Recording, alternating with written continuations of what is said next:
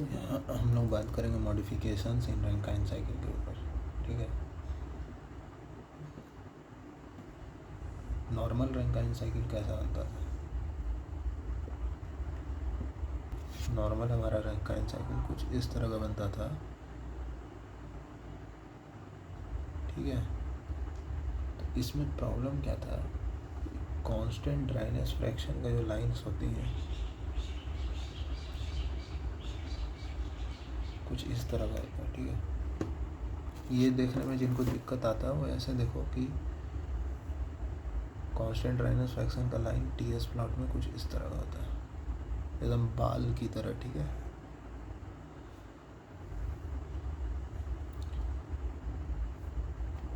तो ये जो ड्राइनेस फ्रैक्शन का लाइन है ये x = 0.9 का है, ये मान लो x = 0.8 का, ठीक है।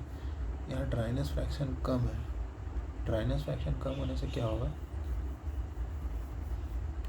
नॉर्मल वाले हमारे रैंकाइन साइकिल में कि ड्राइनेस फ्रैक्शन होता है mass of vapour by mass of liquid plus mass of vapour. अगर इसको पूरे को हम 1 मान लें, यानी वेपर कितना हमारा 0.8, ठीक है।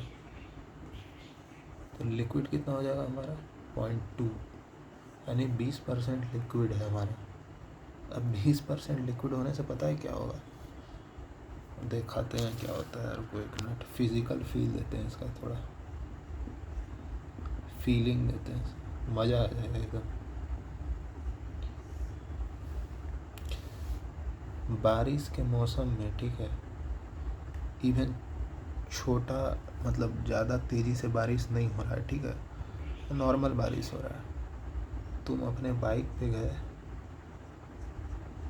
ठीक है, और बाइक का स्पीड था 150 मीटर पर सेकेंड। भाई बारिश की छींटे लगेगा कि तुम्हारे माथे में लगेगा कि मतलब इतने कस के स्ट्राइक करेगा ना, वो लगेगा कोई मुक्का मार रहा है, ठीक है। तो ऐसा ही होता है, टरबाइन के साथ भी ऐसा ही होता है। भले ही मॉइस्चर कंटेंट 20% ही है, लेकिन टरबाइन का वेलोसिटी 200, 400, 600 इस रेंज में चला जाता है, ठीक है। तो क्या होगा इस रेंज में जाने से?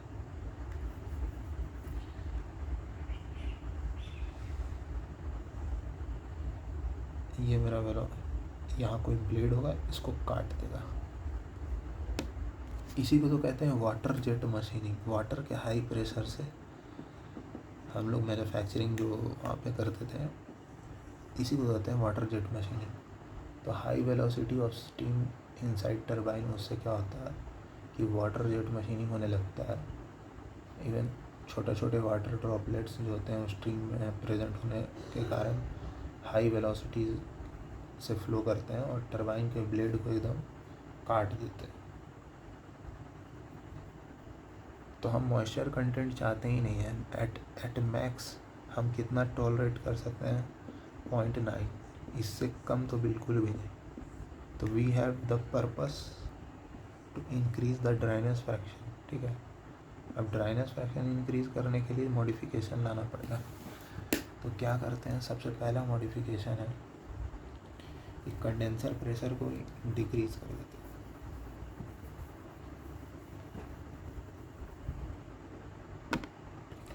उससे पहले एक कॉन्सेप्ट और देख लो, जो कि इसका भी फीलिंग नहीं आता है लोगों को। टेम्परेचर एंट्रोपी डायग्राम पे अगर कोई प्रोसेस ऐसा हो रहा है तो what is the mean temperature? Concept of mean temperature.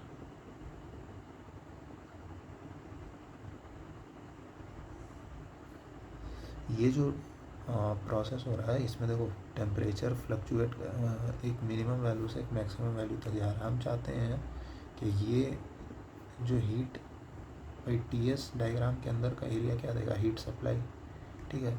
हम चाहते हैं कि जो वेरिएबल वाला कर्व जो हीट सप्लाई दे रहा है, एक कांस्टेंट लाइन भी उतना ही हीट सप्लाई दे जितना ये वेरिएबल का है, ठीक है। तो मतलब एरिया अंडर द कर्व जो इसका सेम आना चाहिए, ठीक है। हाँ, तो ये इतना एरिया इधर से लूज़ किया है ना, ये लाइन, इतना गेन भी तो कर लिया, तो एरिया बैलेंस हो गया। तो यहाँ से क्यू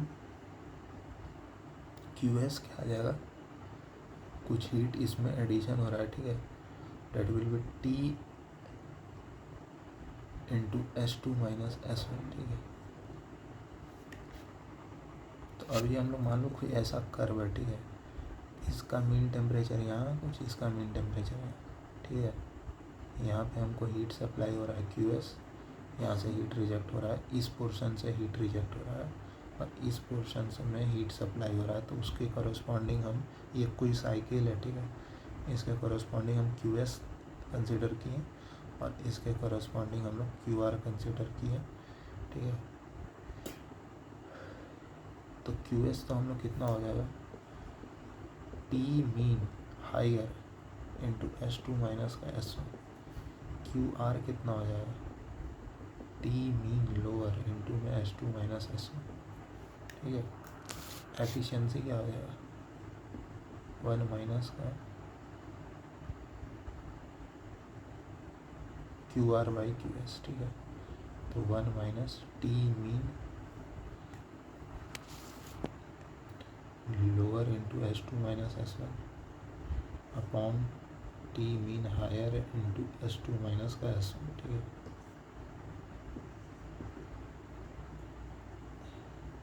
ये क्या आ गया, ये तो कार्नोट के बराबर आ गया।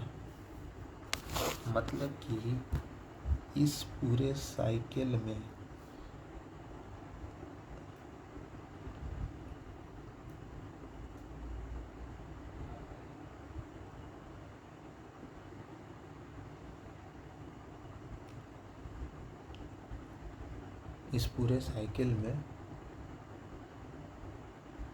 अगर हम लोग एक कांस्टेंट टेम्परेचर पर हीट ऐड करते हैं, ठीक है, और कांस्टेंट टेम्परेचर पे हीट रिजेक्ट करते हैं, ठीक है, तो मेरा साइकिल कार्नोट साइकिल बन जाता है, ठीक है।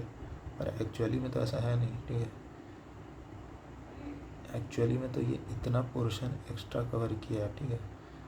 तो मीन टेम्परेचर ये बताता है कि मेरा साइकिल जो है कार्नोट साइकिल से कितना डेविएट किया है, क्योंकि कार्नोट साइकिल एक आइडियल साइकिल है, ठीक है।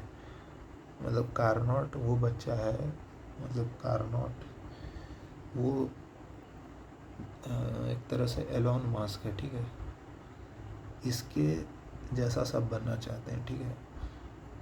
उसी तरह से ये कार्नोट साइकिल जो है इसकी तरह सब बनना चाहते हैं। It is an ideal cycle, ठीक है।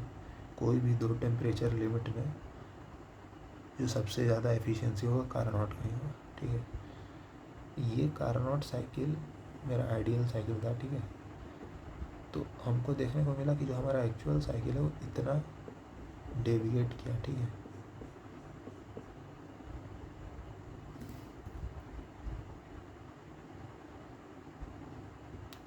और इस साइड में भी मेरा कुछ डेविएट किया, ठीक है। तो हमको बस इस मीन टेम्परेचर के कॉन्सेप्ट से ये पता लगता है कि कितना डेविएशन है, ठीक है, कार्नोट साइकिल में और एक्चुअल साइकिल में, ठीक है। अब जो हम लोग का पहला मॉडिफिकेशन है डिक्रीजिंग द कंडेंसर प्रेशर।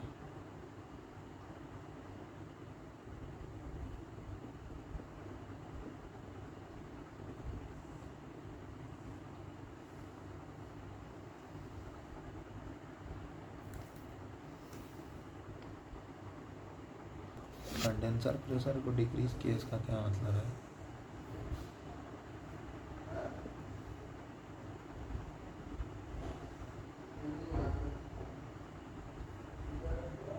देखो कुछ इस तरह का है।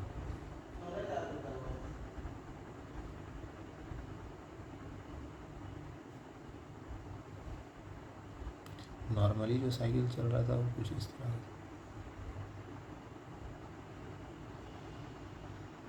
अब कंडेंसर प्रेशर डिक्रीज कर दिए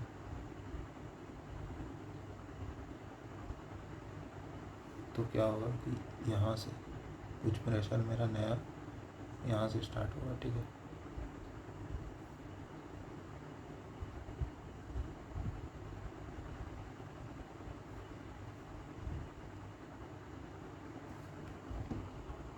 ये मेरा कंडेंसर प्रेशर डिक्रीज, ठीक है। यहाँ से स्टार्ट होगा, ये था 1 2 3 4, ये हो जाएगा 1 डैश 2 डैश 3 4 डैश, ठीक है। अब हमको बताना है सारा चीज़, क्या क्या चीज़ बताना है मेरे को। डब्लू टरबाइन बताना है, डब्लू पंप बताना है, क्यू एडिशन बताना है, क्यू रिजेक्शन, एफिशिएंसी, सब पे कमेंट करना है।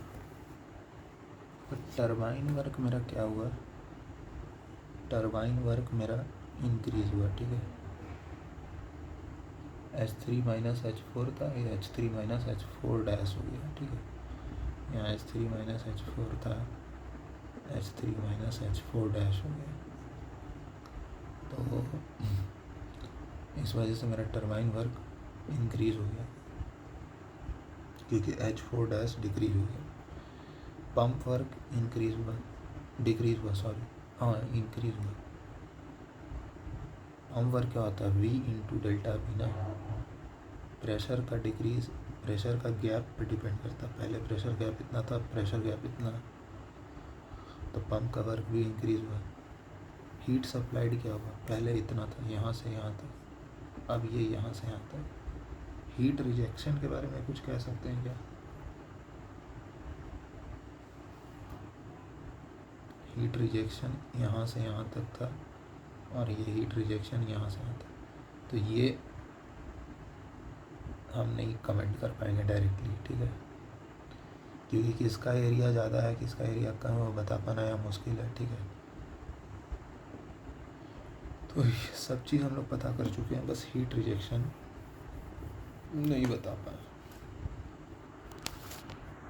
मेरा यहाँ टरबाइन वर्क 1 2 3 4, ठीक है, ये हो जाएगा मेरा 1 डैश 2 डैश 3 4 डैश।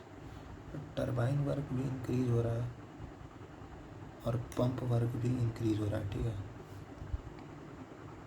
तो डब्ल्यू नेट के ऊपर क्या कमेंट कर सकते हैं, डब्ल्यू नेट बढ़ेगा घटेगा क्या हो, तो जब दोनों ही बढ़ रहा है तो यहाँ से हम लोग कोई कमेंट नहीं कर सकते, ठीक है, क्योंकि ये भी बढ़ रहा है ये भी बढ़ रहा है, ठीक है। क्या एरिया से कुछ पता लग सकता है, क्योंकि टीएस डायग्राम का एरिया क्या देता है मेरे को, हीट सप्लाई देता है, ठीक है। और फर्स्ट लॉ ऑफ थर्मोडायनेमिक्स के हिसाब से हीट और वर्क बराबर होता है, ठीक। तो एरिया देखने से मेरे को पता चला कि 1 2 3 4 का एरिया अंडर द कर्व इतना, 1 डैश 2 डैश 3 4 डैश का एरिया उससे ज़्यादा है, it means W net increase हुआ, ठीक है। चलो इतना तो पता चल गया, ठीक है। हीट सप्लाइड क्या हुआ, 2 से 3 हीट सप्लाई हो रहा था, अब क्या होगा 2 डैश से 3, ठीक है, हीट सप्लाई भी इंक्रीज हुआ। हीट रिजेक्शन पे हम लोग कमेंट नहीं कर सकते डायरेक्टली, क्योंकि ये इसका एरिया इतना है, इसका एरिया इतना है, ठीक है। मतलब एक मिनट फिर से,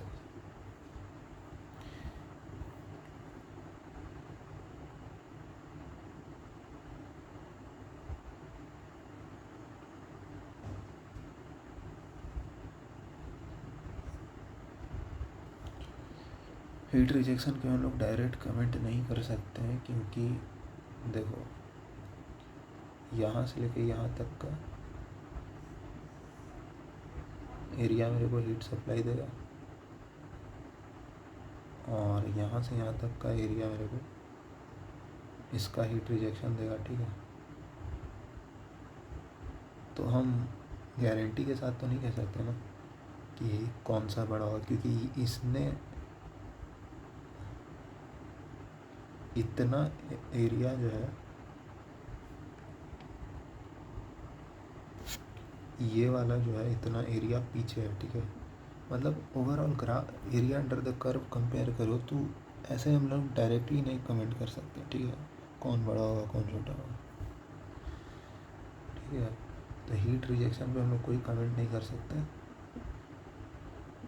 अब आते हैं एफिशिएंसी पे। एफिशिएंसी क्या होगा, W net upon heat supplied, दोनों ही बढ़ गया, हीट सप्लाई भी बढ़ा, डब्ल्यू नेट भी बढ़ा, कांट बी कमेंटेड। ठीक है, तो इसके लिए हम लोग जाएंगे mean temperature of heat addition. तो mean temperature of heat addition देखो, इतना एक्स्ट्रा जाने के कारण मीन टेम्परेचर है, पहले अगर इतना था तो अब वो थोड़ा सा रिड्यूस हो गया है। ठीक है, स्लाइटली रिड्यूसेस।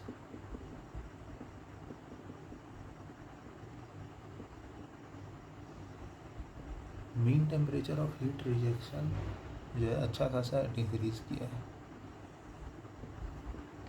तो इसका रेट ऑफ डिक्रीमेंट ज़्यादा है एज कम्पेयर टू दिस।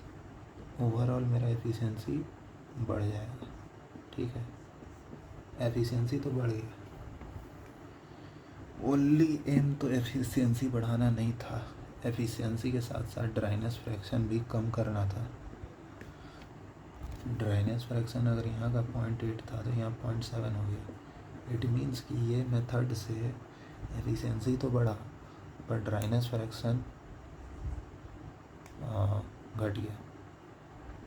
ठीक है, मैक्सिमम हम लोग कितना प्रेशर को ड्रॉप कर सकते हैं, कंडेंसर प्रेशर को ड्रॉप तो कर सकते हैं पर मैक्सिमम कितना ले जा सकते हैं, ये कंडेंसर प्रेशर जितना नीचे जाएगा, ठीक है, और नीचे गया तो ये मीन टेम्परेचर ऑफ TML उतने ही ज़्यादा तेज़ी से वो घटेगा। ठीक है, तो हम लोग चाहते हैं कि कम से कम प्रेशर कितना हो सकता है, तो हम लोग नॉर्मल एटमॉस्फेरिक प्रेशर पे देखते हैं कि एफिशिएंसी 32% आता है। ठीक है, हम लोग को एटमॉस्फेरिक प्रेशर से बिलो जाने के लिए हम चाहेंगे ना कितना कम से कम हो, तो हम बिलो उसके जाने का कोशिश करेंगे। ठीक है, तो अगर हमको एटमॉस्फेरिक प्रेशर से भी बिलो जाना है तो हम यहाँ पे इसको ओपन एटमॉस्फेयर में डंप नहीं कर सकते कंडेंसर के अंदर, हमको इसको क्लोज सिस्टम बनाना पड़ेगा। ठीक है, मैक्सिमम जो कंडेंसर प्रेशर हम लोग ले जा सकते हैं वो 0.1 बार तक ले जा सकते हैं। ठीक है, वैक्यूम क्रिएट करके। ठीक है, कैसे करते हैं, ऊपर से जो टरबाइन से 55 डिग्री सेंटीग्रेड पे जो मेरा मॉइस्ट एयर आ रहा है, ठीक है, मतलब वेट, तो इसका थोड़ा सा सप्लाई को हम कट करेंगे, मतलब थोड़ी देर के लिए होल्ड करेंगे और इसके अंदर कंडेंसर के अंदर जो भी स्टीम आया, ठीक है, उसको एकदम कूल वाटर से पास कराएंगे, तो जितना भी स्टीम इसके कांटेक्ट में आएगा सब कंडेंस होकर के नीचे चला जाएगा और यहाँ पे एक परफेक्ट वैक्यूम क्रिएट हो जाएगा। ठीक है, तो यहाँ से हम लोग कंडेंसर प्रेशर को 0.1 बार तक ड्रॉप करा सकते हैं। ठीक है,